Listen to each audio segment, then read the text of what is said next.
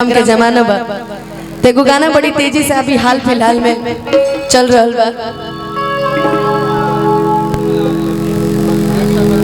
ओ साथी रे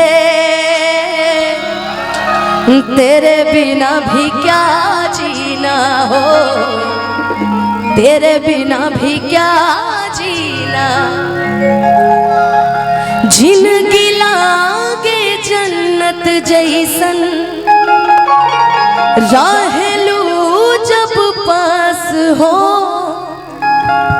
बतिये से जुड़ाला जियरा भरल बयतना मिठास हो।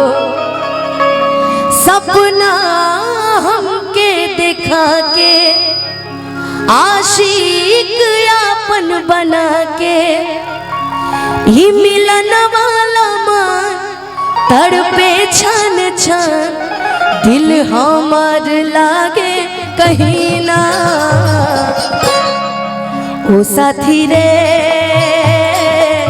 तेरे बिना भी क्या जीना हो, तेरे बिना भी क्या जीना। ओ साथी रे तेरे बिना भी क्या जीना हो, तेरे बिना भी क्या जीना।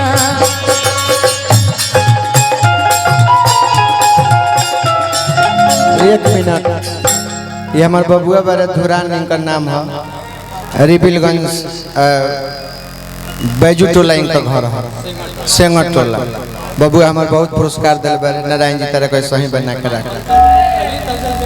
हाँ हमारी छोट भाई है तनी एगो गलती हमारे से भइल बा। फुलटून कॉपी मिथिलेश भाई तनी मंच पर हुआ ना, मंच पर आई। हमारा भोला बाबा का भतीजा, हमनियों का भतीजा अमित बाबू, राजा बाबू आ राहुल जी, तीनों आदमी सब गाड़ी में बानी, मंच पर आए। फिर वही जैसे शुरू हो जाए।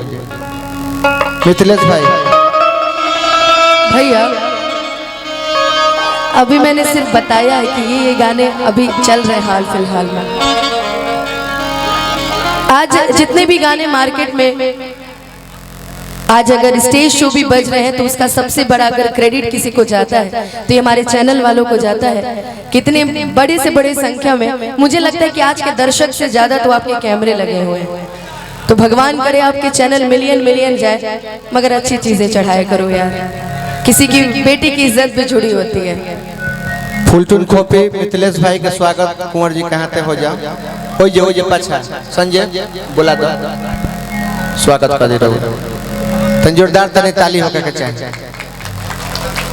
अब नानू के स्वागत वगत करके ठीक ठीक। तो सबसे पहले तो आप सभी यहाँ आए हैं, सबसे पहले आपका बहुत बहुत स्वागत। जितना भी हमारे चैनल के जब भाई लोग बड़े, जितना भी सबके ठीक ठीक, सबके वो स्थान मिल गए ना, ठीक बच्चे। एक और गाना का क्या लाइट, अच्छा लाइट वो बंद हो जाएगा, कहे काट दो ना यार, घर अपन है कि अब जब भुलाना चाहूँ मैं, कि अब जब भुलाना चाहूँ मैं, कि तू सामने आ जाता है हो बेवफा ये तेरा चेहरा तेरी ओर खींच लाता है। गाना तो हम उहे गायब जोना से हमार नाम भइल, जोना से पहचान मिलल, जौन हमरा भैया के गाना हम तो बाद में हमने के गायल गल। पहले राउर गाना, फिर खेसारी भाई के गाना, फिर वो हमार गाना। अब ये तो माता के आशीर्वाद है कि लोग आवाज में पसंद करेला आपके बात। हमने के छोट छोट कलाकार है ना। एक और गाना बड़ा हिट भइल रहे, ए गोरी तो हरो तमन्ना रहे, प्यार कइले रहू लोहे लोहे, कि जवन भइल मन मानी तो हर प्यार के निशानी, जानू अभी ओले धइल बा। देखो ना टेंशन भइल, लइका बा तोहरे पगल। विपिन चाचा एक और गाना सुनाइए। कि कितना प्यारा है ये चेहरा जिस पे हम मरते हैं, कितना प्यारा। और सभी बहुत अच्छा गाते हैं, नो डाउट। अमित भी बहुत अच्छा गाते हैं, इनके साथ भी मैंने गाया था। जीता था जिसके लिए कि जिसके लिए मरता था, एक ऐसा वो लड़का था जिसे मैं प्यार करती थी।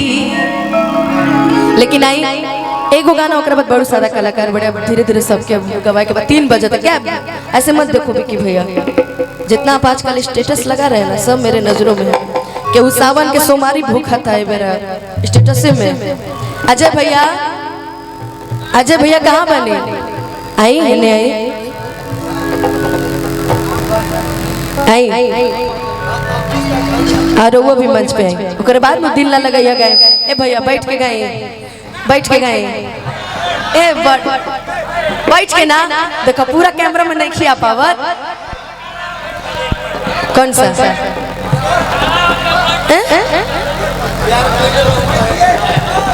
जिसका गाना है वो गाएंगे अभी। हमके पटावे लो तो फूलवे से, हमारा बच्चा लाके रसगुल्लावे से, कि आगे आगे आंसू खोइए आ पीछे तेरी आंसू पोइए, अब पगला के मान दिह तुरा हर पियर फराक वाले। गम के गीत के बाद ये हलचल भैया के कमिटमेंट में अनुपमा जी आवाज में बहुत दर्द होता है, पिछड़ा टाइप का। नहीं नहीं नहीं, अरे नहीं, हमने एक बात बोली थी, हमने एक बात बोली थी बहुत अभी हाल फिलहाल में एक बात बोली थी। जल्दी बैठो वहां से, अभी रुक जाओ। मैंने नहीं नहीं झालुक लगा था, कौन पागल उतरो लगाए पड़ से। मैंने एक बात बोली थी कि प्यार करना है तो आखिरी दम तक निभाना, शमशान तक तुम खुद ही पहुंचा देंगे, आखिरी दम तक। तो वो ऐसी कोई बात नहीं है, चलता रहता है ना। अरे ठीक है, हो गया हो गया हो गया हो गया, अच्छा हो गया, छोड़ दो। अभी माइक मिलेगा तो बोलना। लो लो लो मेरे बब्बू ले।